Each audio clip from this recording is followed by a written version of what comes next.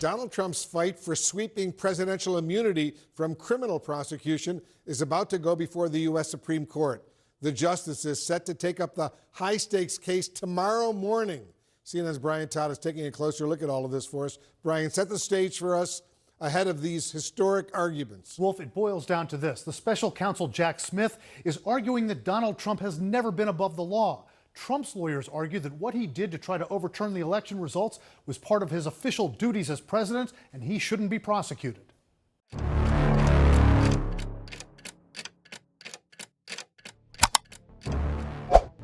특정 결정에서 쟁점은 단순히 법적 대응이 아니라 시스템이 소송 대상으로 간주하는 범주 자체에 있다. 2016년 1월 8일 컬럼비아 특별구 항소법원은 미국 대통령 면책권의 한계에 관한 기존 법적 이해를 바꾼 판결을 내렸다. 지난 몇 달간 제출된 논증을 바탕으로 3명의 판사로 구성된 패널이 작성한 이 판결은 현행 법률을 무효화하지도 않았고 새로운 법적 조항을 도입하지도 않았다. 그럼에도 불구하고 그 내용은 법조인과 의원들에 의해 즉시 분수령으로 묘사되었습니다.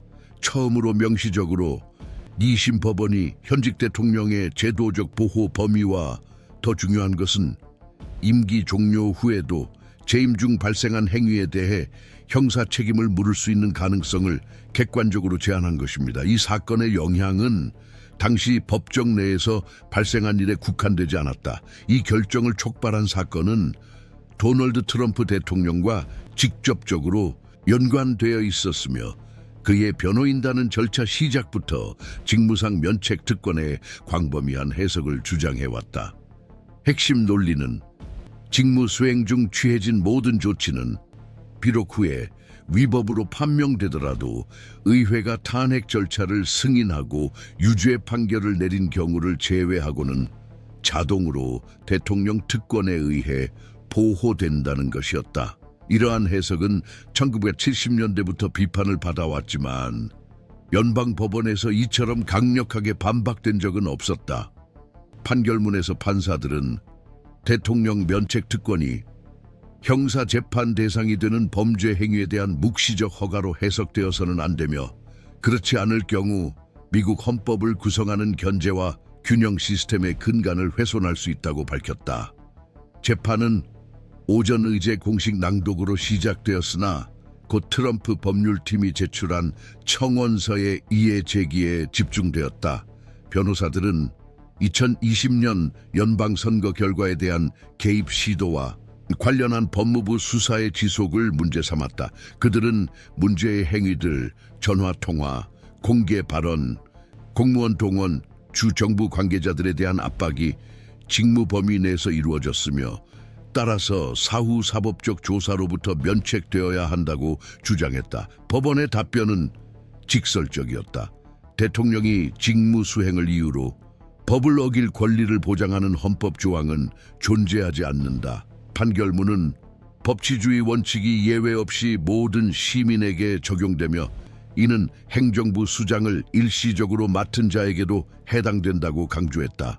이 판결은 탄핵 절차의 정치적 성격이 그 자체로 사법부의 활동을 차단할 수 없다는 점을 확립함으로써 더욱 중요해졌다. 다시 말해 법원은 의회가 정치적 절차에서 대통령을 유죄로 판결하지 않기로 선택했다는 사실이 법원이 동일한 사실을 형사적 관점에서 검토하는 것을 방해하지 않는다고 확인했습니다. 단, 법 위반의 증거가 존재해야 합니다.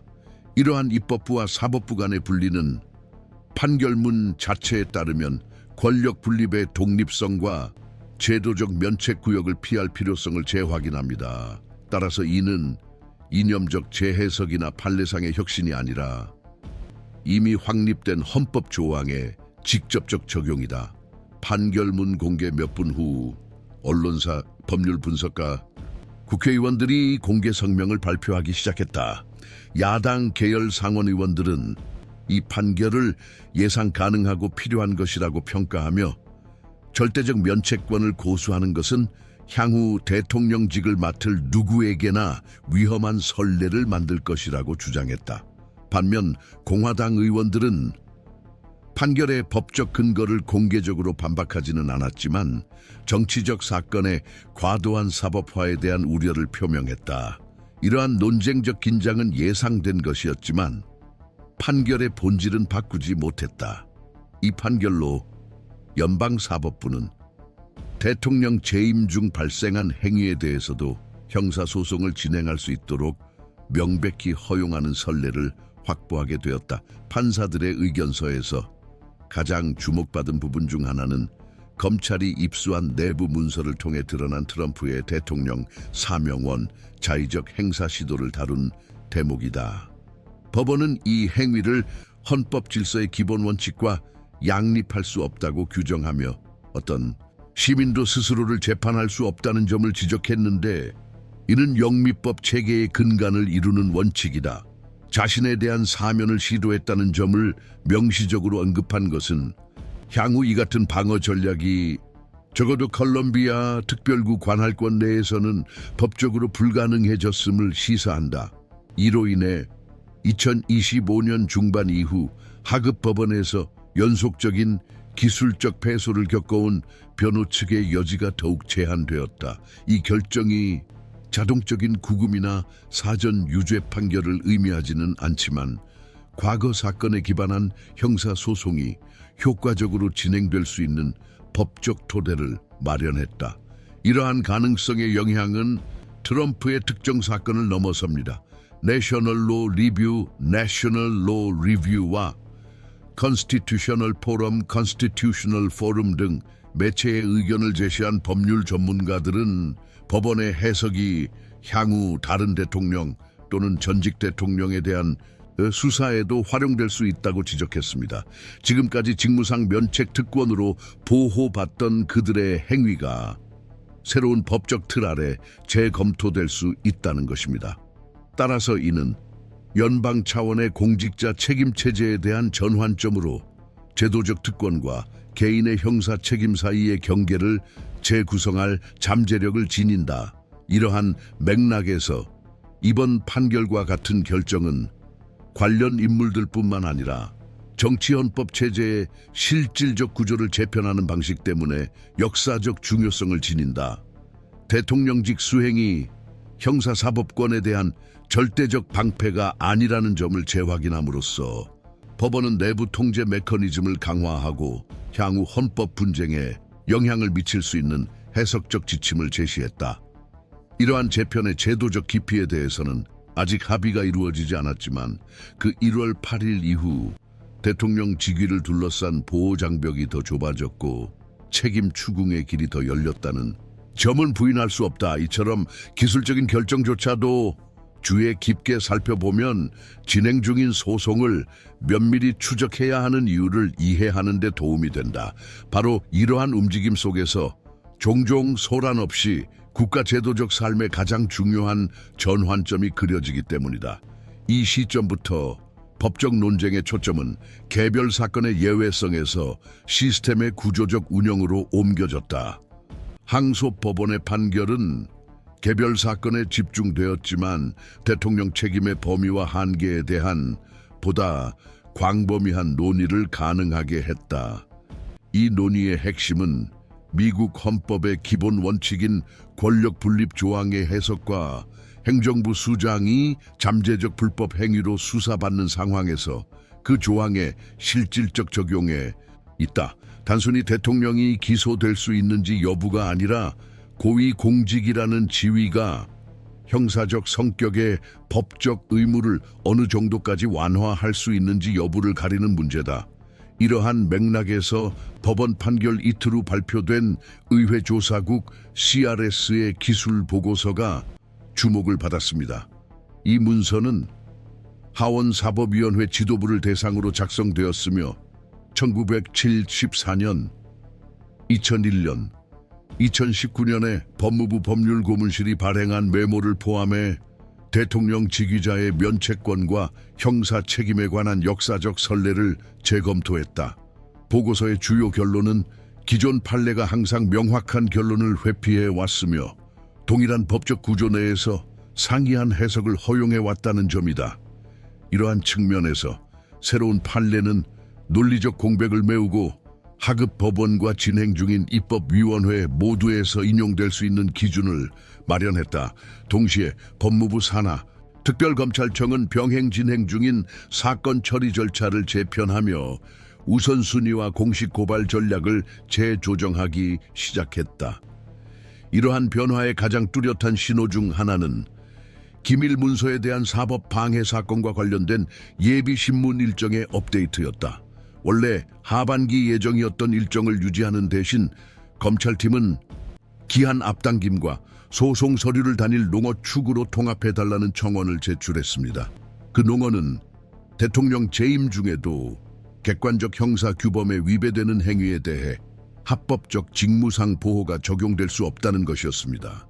이 움직임은 법조계 평론가들에 의해 컬럼비아 특별구 판결이 인정한 핵심 논리를 강화하고 기소 논리의 분열을 방지하려는 시도로 해석되었다.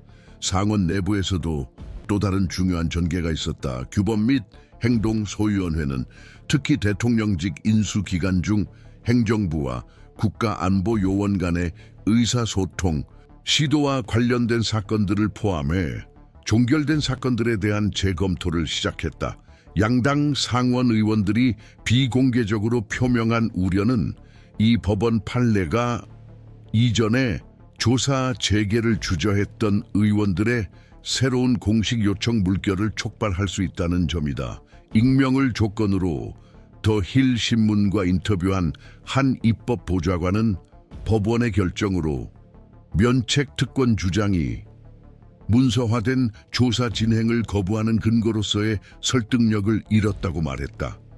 이는 새로 확립된 판례가 법원에 영향을 미칠 뿐만 아니라 지금까지 민감한 주제로 여겨졌던 사안들에 대한 의원들의 행동 자체를 변화시키고 있음을 의미한다. 국방부 차원에서는 간접적이지만 상당한 영향이 있었다. 국방부 입법사무국은 군지휘부에게 내부 공문을 발송해 위기 상황에서 대통령실과 교류한 고위 장교들이 의회에 출석해 설명할 가능성이 있다고 경고했다. 이 공문이 군은 해당 절차의 당사자가 아니라고 재차 강조했음에도 불구하고 연방지구 최고 사법기관이 대통령 면책권의 범위를 축소한 사실은 이전에 행정기밀로 보호받던 행위들이 법적으로 요구될 수 있는 여지를 다시 열어놓았다. 이는 운영상 신중함과 권력 간 내부 의사소통 프로토콜 재검토를 요구하는 시나리오다. 법학계에서는 조지타운 로스쿨과 예일 로스쿨 같은 연구센터들이 이 결정의 중장기적 영향을 탐구하는 토론회 출판물 법률 의견을 조직하기 시작했다. 가장 많이 논의되는 주제 중 하나는 제도적 선의 조항의 재해석 가능성이다. 이 개념은 긴급 상황에서 논란의 여지가 있는 대통령 조치를 정당화하기 위해 여러 법률 의견에서 사용되어 왔다. 정부의 행동과 처벌 가능한 행위의 경계가 더욱 명확해짐에 따라 사법부는 특정 대통령 행위의 목적, 이탈 여부를 평가해야 할 압박을 점점 더 받게 될 것이다. 이 구별은 기술적이지만 역사적으로 행정부에 상당한 존중을 부여해온 미국 법문화의 결정적인 전환점이 될 수 있다. 컬럼비아 특별구 법원의 판결을 계기로 정당 내부에서도 담론적 재편이 관찰되기 시작했다. 민주당 지도부 일부는 정치적 박해 주장에 맞서 제도적 예측 가능성이라는 용어를 사용하기 시작한 반면 법조계 주류에 가까운 공화당원들은 이 판결이 향후 보수 행정부에게도 해석적 안정성을 제공한다는 논리를 채택했다. 이처럼 서로 다른 이해관계에서 비롯되었음에도 판결의 중요성을 둘러싼 예상치 못한 합의는 새로운 기준이 설정되고 있다는 인식을 강화한다.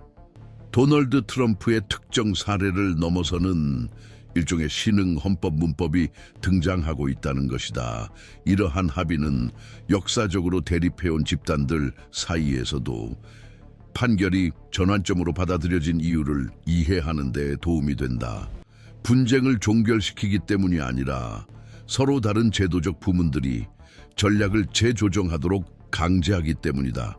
주검찰청, 윤리위원회, 내부 통제기관, 공공컴플라이언스 사무소들은 이미 행정부의 결정에 대한 위험 분석 모델을 재검토하고 있다. 특정 행위가 자동적으로 그 기능에 의해 보호된다는 개념은 더 이상 논란의 여지가 없는 전제가 아니다. 그리고 이러한 변화는 비록 미묘하지만 기대치를 재정의하고 충동을 절제하며 시스템의 모든 주체들에게 더 높은 수준의 기술적 근거와 신중한 논증을 요구한다. 이 과정과 그와 병행하는 전개들을 주의 깊게 읽어야만 진행 중인 변화의 실제 규모를 이해할 수 있다. 이러한 사건들을 지속적으로 맥락화하여 분석하는 것은 단순히 사실을 추적하는 것이 아니라 시스템 전체를 지탱하는 논리의 변화를 따라가는 방법이다.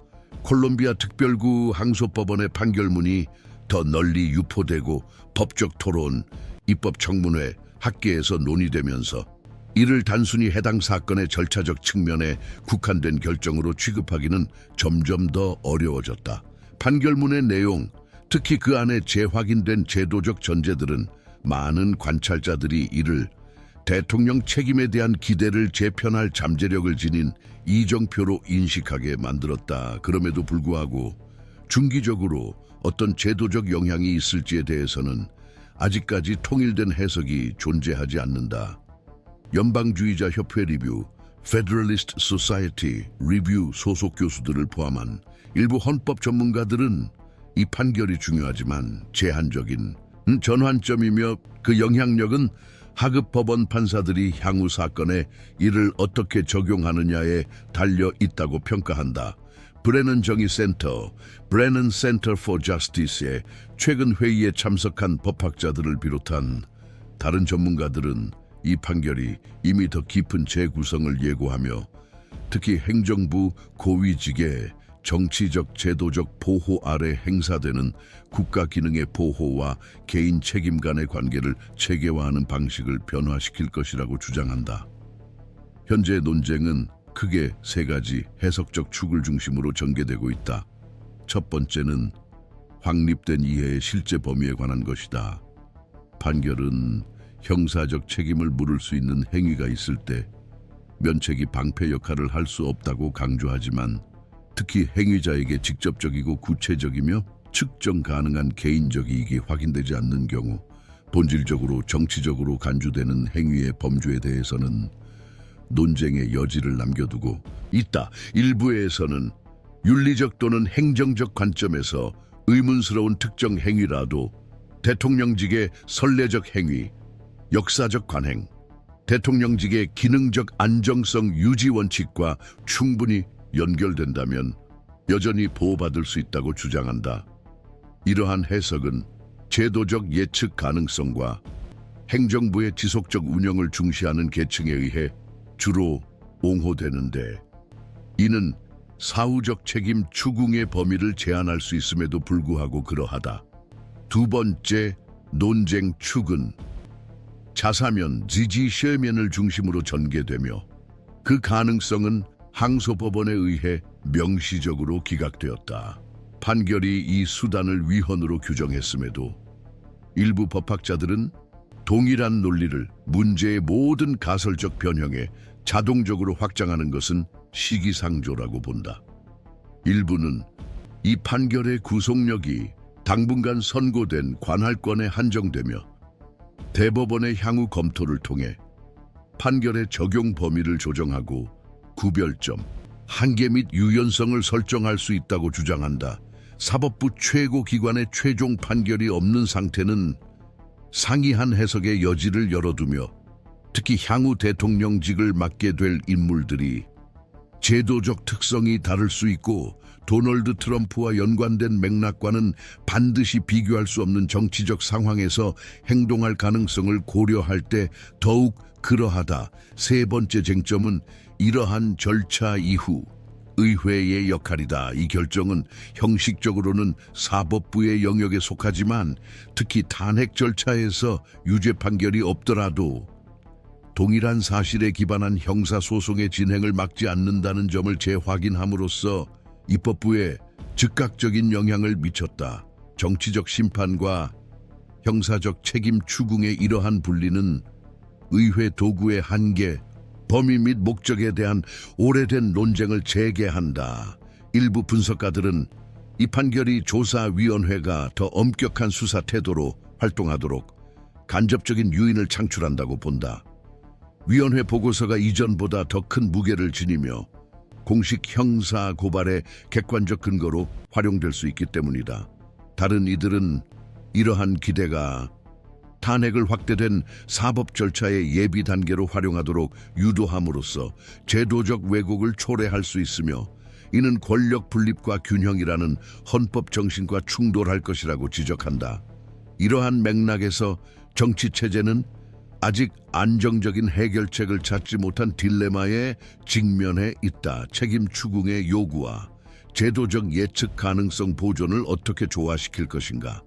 해답은 판결문 문구에만 있는 것이 아니라 시스템을 운영하는 이들의 전략적 행태에 달려 있다. 예를 들어 법무부는 제기하려는 고발의 시기와 범위를 신중하게 조정하여 선택적 적용이라는 인식을 피하고 과잉이라는 비난을 받을 위험을 회피해야 할 것이다. 의회는 한편으로 그 이니셔티브가 검증 가능한 기술적 기준에 기반을 두고 있으며 단기적인 정세적 의제에 기반을 두지 않음을 입증해야 할 것이다. 사법부는 판결에서 확인된 원칙들을 각 사례에 적용해야 하며 이를 경직된 자동화 시스템으로 변질시키지 않으면서도 당파적, 언론적 또는 상황적 압력 앞에서 물러서지 않아야 할 것이다. 이 선례가 안정적인 제도적 규범으로 정착될 가능성에 대해서도 상반된 해석이 지속되고 있다. 일부 관측통들은 특히 상급법원 구성에 중대한 변화가 있을 경우 향후보다 보수적인 해석에 의해 이 결정이 점차 약화될 수 있다고 평가한다. 다른 이들은 대통령 재임 중 행위에 대한 형사 책임 가능성이 열리면 법체계의 내적 일관성을 훼손하지 않고는 이후 후퇴를 정당화하기 어려울 것이라고 주장한다.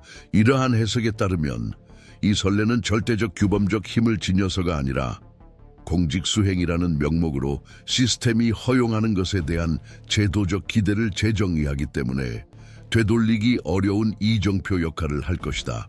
상황의 불안정성을 가중시키는 요인 중 하나는 점점 더 변동성이 커지고 있는 국내 정치 환경 그 자체다.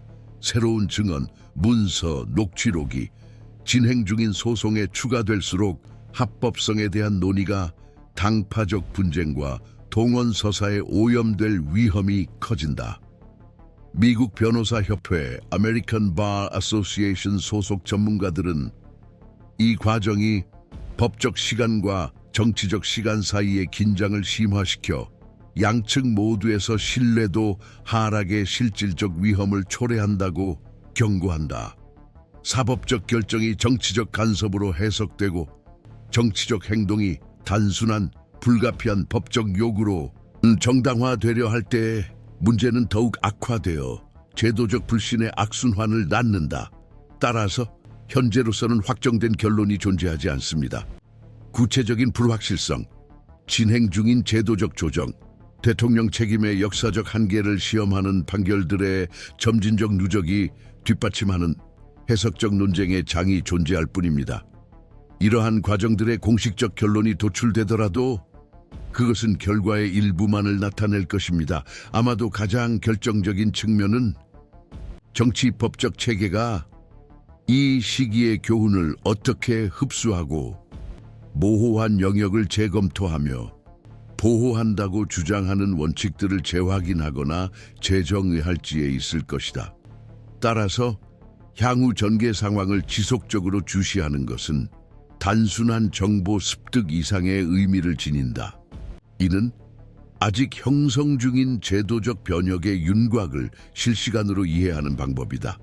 여기서 걸려있는 것은 단순히 판결의 해석이 아니라 미국 제도들이 민주주의 구조 내에서 권위, 책임, 안정성 사이의 경계를 실제로 어떻게 재조정할 것인가 하는 문제다.